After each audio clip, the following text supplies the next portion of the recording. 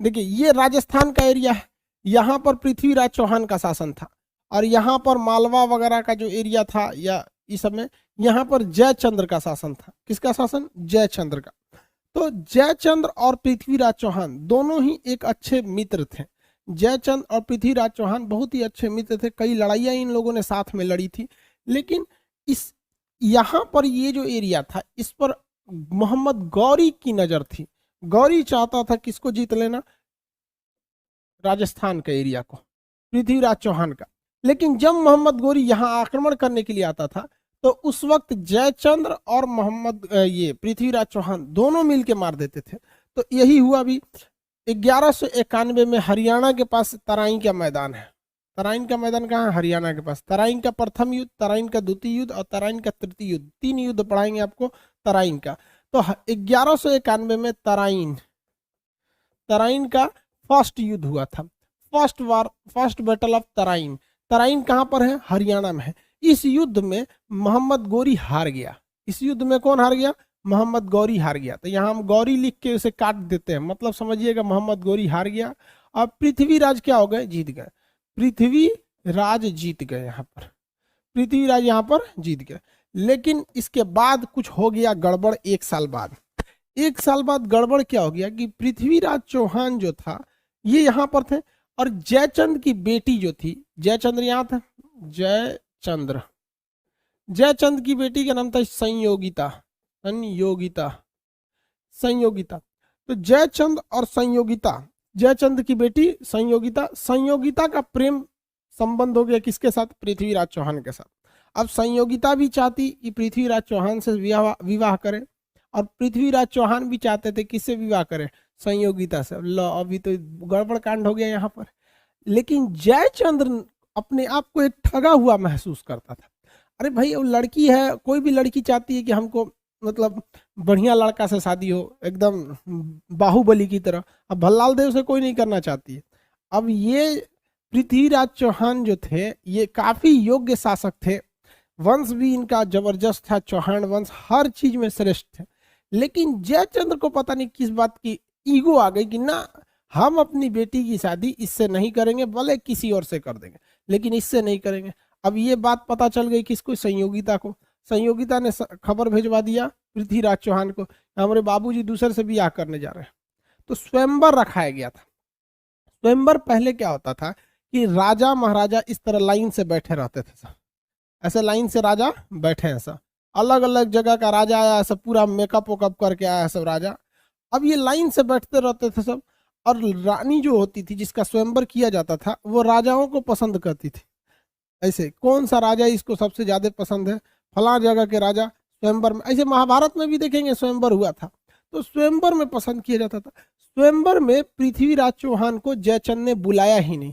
हालांकि पृथ्वीराज चौहान की अपमान करने के लिए, स्वयंवर में पृथ्वीराज चौहान का अपमान करने के लिए, ऐसा 100% कंफर्म नहीं बट कहानियों में ऐसा भी है, मतलब वहां पे अगर राजस्थान में जाएंगे तो इसके बारे में कई चीजें प्रचलित है। तो पृथ्वीराज चौहान का पुतला लगा दिया वहां पे जयचंद ने, आगे वहां पर पुतला लगा दिया। तो ये बात बहुत खराब लगी किसको? संयोगिता को। संयोगिता किसी को पसंद नहीं की, संयोगिता यहाँ पे किसी को भी पसंद नहीं की। और जयचंद भाई भड़क गया कि भाई तू किसी भी लड़का को इसमें पसंद नहीं कर रही है, ब्याह कैसे करेंगे हम? जबकि संयोगिता ने संबंध खबर भेजवा दिया किसको? पृथ्वीराज चौहान को, कि आज हमको लेके चलना है। तो भाई पृथ्वीराज चौहान भी काहे को कम, ले आ घोड़ा निकालो सैनिक, चलते हैं। तो यहाँ से सीधे लेके चले गए कहाँ पर? भाई स्वयंवर में पृथ्वीराज चौहान। और स्वयंवर में सबके सामने संयोगिता ने पृथ्वीराज चौहान के गले में हार डाल दिया, मतलब यही पसंद किए हैं इनको। अब पृथ्वीराज चौहान लेके चल दिया किसको? संयोगिता को, अपने यहाँ शादी ब्याह करके। अब यहाँ जयचंद्र की डबल ट्रिपल बेइज्जती हो गई। पहली कि उसकी बेटी उससे शादी कर ली जिससे वो नहीं चाहता था, दूसरा वो जयचंद और इसमें पृथ्वीराज चौहान में एक बेटी लेके भाग गया, एक दूसरा झमेला हो गया। तीसरा क्या हुआ, पूरे बीच स्वयंवर में से लेके भाग गए। अब इसमें बवाल हो गया किसके साथ? जयचंद के साथ। अब यही गड़बड़ हो गया, जयचंद ने दिक्कत कर दिया। इसके बाद अब आता है 1192 का तराइन का युद्ध। तराइन का युद्ध, तराइन का युद्ध देखिए, तराइन के द्वितीय युद्ध के लिए खुद जयचंद जिम्मेदार है। जयचंद मोहम्मद गोरी से संपर्क कर लिया। मोहम्मद गोरी ने किससे संपर्क कर लिया? जयचंद ने। दोनों किसी से संपर्क कर लिए, बात बराबर है। ये दोनों आपस में संपर्क कर लिए सब। अब जयचंद्र ने कहा मोहम्मद गोरी से कि तुम आ जाओ। जयचंद ने किससे कहा? मोहम्मद गोरी से कि तुम आ जाओ। मोहम्मद गोरी कहाँ का रहने वाला था? अफगानिस्तान का। ये लोग तुर्क थे लोग। तराइन के द्वितीय युद्ध में जयचंद और मोहम्मद गोरी आपस में मिल गए। अब इससे मोहम्मद गोरी को फायदा ये नहीं हुआ कि जयचंद बहुत बड़ा शासक था, नहीं। जयचंद्र को हर वो खुफिया रास्ता, हर वो खुफिया जानकारी पता थी जो मोहम्मद गोरी के लिए जरूरी थी। दुनिया का कोई भी चीज हो, हर चीज की कुछ ना कुछ कमजोरी होती है।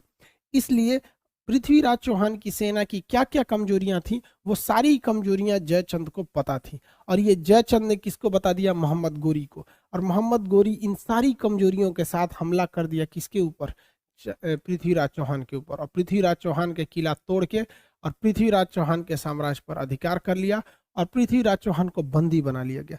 इससे याद रखिएगा बाबू एक चीज, हमेशा अपने दोस्त को भी कुछ चीज मत बताइएगा। कुछ ऐसे जरूरी चीजें होती हैं जो अगर आप चाहते हैं कि ये किसी को ना पता चले, तो दोस्त को भी वो बात मत बताइएगा, क्योंकि दोस्त का भी कुछ करीबी दोस्त होते हैं। वरना लोग कहते हैं अरे मेरा करीबी दोस्त है। अरे यार, उस करीबी दोस्त के भी कुछ करीबी दोस्त होते हैं, वहां से वहां पहुंचा देगा। यही हो गया जयचंद के साथ वहां। दूसरा, इसे सिर्फ जयचंद को नहीं समझ में आ रहा था कि प्रीति अपनी दामाद को मरवा दिए। सिंपल सी बात है, अगर आप कहते हैं कि मोहम्मद गोरी बहुत ही चतुर या फिर धोखेबाज था, नहीं भैया, ये उतना धोखेबाज, उतना खतरनाक, उतना चतुर नहीं था जितना जयचंद्र बेवकूफ थे। इनको ये समझ में नहीं आ रहा है कि एक आगे वाला इंसान जिससे हम ये समझौता करेंगे, सपोज कीजिए कि हम किसी व्यक्ति से जाके कहे कि मेरी बेटी दामाद को मार दो, तो वो इंसान क्या सोचेगा कि जरा ये बेटी दामाद को मरवा सकता है तो मेरा कहाँ से होगा।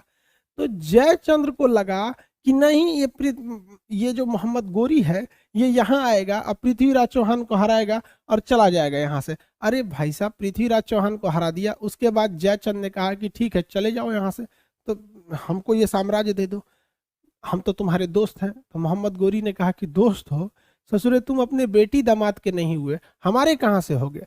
थूर दिया किसको? जयचंद को भी। आप बताइए अच्छा किया कि नहीं किया? हम तो कहें बहुत अच्छा किया, ताकि आने वाली पीढ़ियां इससे सबक ले कि भाई पीठ में छुरा घोपोगे, इसे कहते हैं इंस्टेंट कर्मा, तुरंत बदला मिल गया 1194 के युद्ध में। अब ये तराइन का जो द्वितीय युद्ध था, इसमें बताइए इसमें विजयी कौन हो गया? मोहम्मद गौरी विजयी हो गया। और हार कौन गए? पृथ्वीराज चौहान। छल कपट बहुत खतरनाक चीज होता है। अब इनका बदला ऊपर वाला देख रहा है 1194 के युद्ध में। देखिए ध्यान से, 1194 के युद्ध में आप में से कितने लोग हैं जो बता सकते हैं इस समय युद्ध कौन सा हुआ था? 1194 में कौन सा युद्ध हुआ था? चंदवार का युद्ध। चंदवार का युद्ध, वेरी गुड। कौन है भाई? गोल्डन बाबू। चंदवार का युद्ध, वेरी गुड। कुछ कुछ पहले से पता रहेगा तो अच्छा लगता है, नहीं तो हम तो बतेबे करेंगे। चंदवार का युद्ध। चंदवार के युद्ध में किसको उड़ा दिया? जयचंद्र को। जयचंद्र को उड़ाने के बाद यहां पर मोहम्मद गोरी जो था पूरा साम्राज्य, बड़ा सा साम्राज्य जीत लिया। क्योंकि देखिए ना, एक साथ दो शासक को जीत लिया, यहाँ पर एक साथ दो जगहों को जीत लिया यहाँ पर, और इतने बड़े एरिया पे कब्जा कर लिया। अब जरा मिस्ट्री समझिए, इस कहानी के इंटरेस्ट समझिए ध्यान से। पृथ्वीराज चौहान जबरदस्ती किससे शादी की है? जबरदस्त। देखिए, ये जयचंद्र को लगता था जबरदस्ती है, लेकिन जयचंद संयोगिता की जबरदस्ती शादी कराना चाहता था। पृथ्वीराज चौहान किसकी लड़की से प्रेम कर लिए? जयचंद की बेटी से। किसके बेटी से? जयचंद की बेटी से। और सारा का सारा यही प्रेम जो था बर्बाद कर दिया इनके साम्राज्य की कहानी को। सेम ससुरा यही घटना हो गया मोहम्मद गोरी के साथ। मोहम्मद गोरी जो इतना युद्ध में बिजी था, कभी यहाँ युद्ध कर रहा है, कभी जयचंद को मार रहा है, दोबारा पृथ्वीराज चौहान के पास आया। इस युद्ध के दौरान मोहम्मद गोरी का जो गुलाम था कुतुबुद्दीन ऐबक, मोहम्मद गोरी का गुलाम का नाम बताओ भैया? कुतुबुद्दीन ऐबक। कुतुबुद्दीन ऐबक हमेशा मोहम्मद गोरी के बगल में रहता था, उसकी बेटिया को इसे लाइन मारता था। कुतुबुद्दीन ऐबक जो था उसने सीधे सीधे किसकी बेटी से फंसा लिया? मोहम्मद इसके गौरी के। अब भाई साहब, जब गौरी को ये बात पता चली कि सचुरा हम पहले 1191 के तराइन के युद्ध में बिजी थे, 92 में तराइन के द्वितीय युद्ध में बिजी थे, और इधर 94 में चंदवार के युद्ध में बिजी थे, तो इस ससुरा हमारी बेटिया को फंसा लिया। ये बहुत खचरा निकला यहाँ पे। तुरंत मोहम्मद गोरी तलवार निकाला, ये बर्बाद कर देंगे हम तुमको। तो उसकी बेटिया का ये पगला गए हैं का। वो देख रहे हैं इस शादी ब्याह के चक्कर में पृथ्वीराज चौहान मारा गया और जयचंद भी मारा गया। आप अहू चल जाएंगे चुपचाप से, ये गुलाम है तो क्या हुआ, हम एकरे से ब्याह करेंगे। तो मोहम्मद गोरी कहा कि भाई ठीक है करिए, आपस में झगड़ा कर ले कोनो फायदा नहीं है। यहाँ मोहम्मद गोरी ने कहा कि ठीक ठीक चल तोरा यही से ब्याह कर देंगे, ठीक ठीक चल तोरा यही से ब्याह कर देंगे।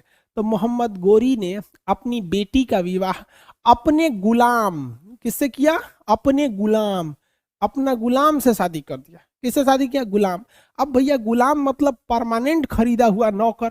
अब भैया शादी तो कर दिया, अब उस ससुराल जाएगी कहाँ से, गुलाम के पास तो खुद के रहने का जगह नहीं होता है, वो कहाँ से जाएगी शादी कर, शादी तो करने का कर दिया। और भी जानते हैं, आप बताइए अगर ये पृथ्वीराज चौहान और जयचंद के बीच में विवाद नहीं हुआ रहता तो क्या मोहम्मद गोरी की बेटी की शादी कुतुबुद्दीन ऐबक से हो जाती, आपको क्या लगता है? तो नहीं होता। हाँ एकदम सही बोला, नहीं होता, वो मार देता कुतुबुद्दीन ऐबक को, हमारी बेटी को फंसाएगा। अरे यार ये सब प्रेम उरेम चक्कर बड़ी खराब होता है, इसलिए लड़की सबको देखबे मत करो, वरना तू देखोगे ना तू ऐसे ऐसे ऐसा करेगी, सब बाल हटाएगा ऐसे ऐसे, तू पिघल जाएगा। देखबे मत करो ससुरा, तो नहीं बहुत चौपट कर देगी सब, ये बहुत खतरनाक होती है सब। अब हम क्या किए हैं, तू क्या किए हो, पटाखा में आग तुम ही लगाई है तो भड़कबे न करेगा, सब चीज बहुत खतरनाक समझ आएगी नहीं। चलिए अब ध्यान से समझिए।